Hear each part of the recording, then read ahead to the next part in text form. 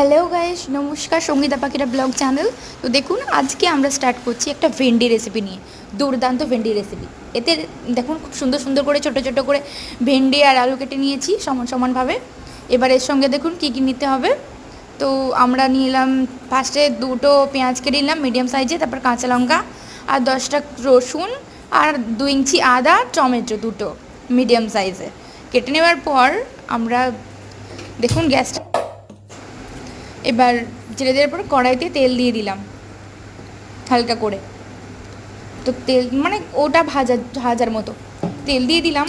দেওয়ার পর এরপর ওতে দিলাম কতগুলো আলু, যতগুলো ছিল সেগুলোকে হালকা করে ভেজে নিলাম। তারপর ওর কড়াইতেই আবার ভেন্ডিগুলোকে দেবো। এটা আগে হালকা ভাজা হোক। তো এর সঙ্গে ভাজার সঙ্গে হালকা নুন আর একটু হলুদ দিয়ে দিলাম। তো দেওয়ার পর হালকা, তো দেখুন কালারটা খুব সুন্দর হয়ে গেছে। তো এরপর আলুগুলো মোটামুটি ভাজা হয়ে এসেছে। তো আমরা আলুগুলোকে তুলে নেব একটা আলাদা পাত্রে। তো দেখুন তুলে নিচ্ছি।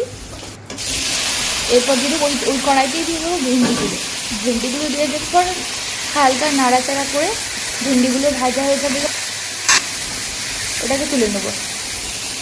জাস্ট দেখুন ভেন্ডিগুলো প্রায় ভাজার মতো হয়ে যাচ্ছে।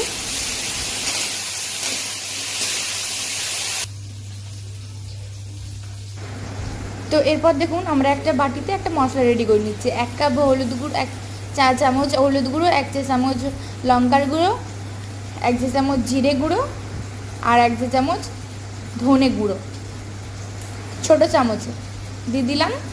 দেওয়ার পর এরপর আমরা দেব, ছোট্ট চামচে দিচ্ছি তো আপনারা আপনাদের মিডিয়াম সাইজে। এবার দিয়ে দেবো আদা রসুন কুচি। ব্যাস দিয়ে দেওয়ার পর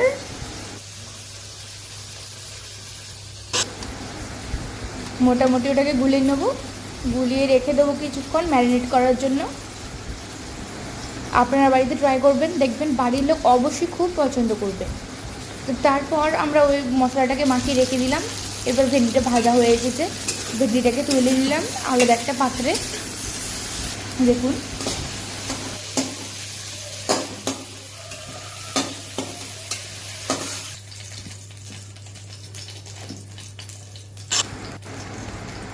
তো দেখুন ওই কড়াইতেই হালকা করে একটু সর্ষের তেল দিয়ে দিলাম।